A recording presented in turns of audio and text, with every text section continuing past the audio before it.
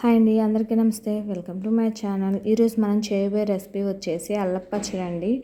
ఇది దోశ, ఇడ్లీ దేనిలోకైనా సరే చాలా అంటే చాలా బాగుంటుంది. అలాగే వేడివేడి అన్నం నెయ్యిలో కూడా బాగుంటుంది అనమాట. రైస్లో కూడా తినొచ్చు. అలా అయితే తయారు చేయ విధానం చూసేయండి. పావు కేజీ ఎండుమిర్చి వేపుకోవాలి. అరకిలో చింతపండు నానబెట్టుకోవాలి. అర కేజీ బెల్లం. తీపి ఎక్కువ కావాలనుకుంటే ఇంకొంచెం బెల్లం అయినా యాడ్ చేసుకోవచ్చు.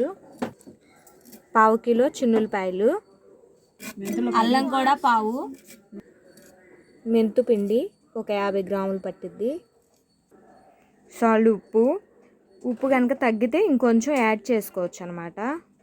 ముందుగా వేయించి పక్కన పెట్టుకున్న ఎండుమిర్చిని మిక్సీని పట్టుకోవాలండి మెత్తగా. అలాగే అల్లం కూడా మెత్తగా మిక్సీ పట్టాలి. చిన్నులపాయలు కూడా మెత్తగా మిక్సీ వేసుకోవాలి. అల్లం పచ్చడి రోట్లో చేస్తానండి. ముందు శుభ్రంగా రోల్ అనేది కడుక్కోవాలి. తర్వాత చింతపండు, నానబెట్టిన చింతపండుని తిప్పుకోవాలన్నమాట మెత్తగా. మా అమ్మమ్మకి హడావిడి ఎక్కువైపోయి ఉప్పు కూడా వేసేసింది అనమాట. నేను వీడియో అనగానే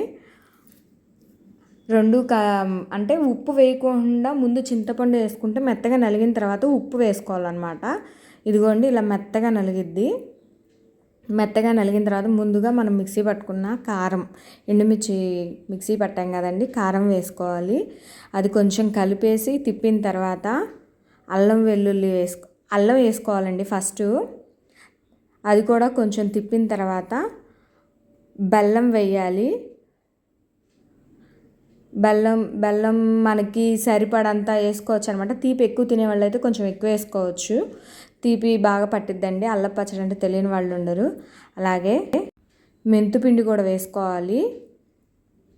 వీటన్నిటిని కలిపి చక్కగా మెత్తగా కలుపుకోవాలన్నమాట. ఇప్పుడు వెల్లుల్లి,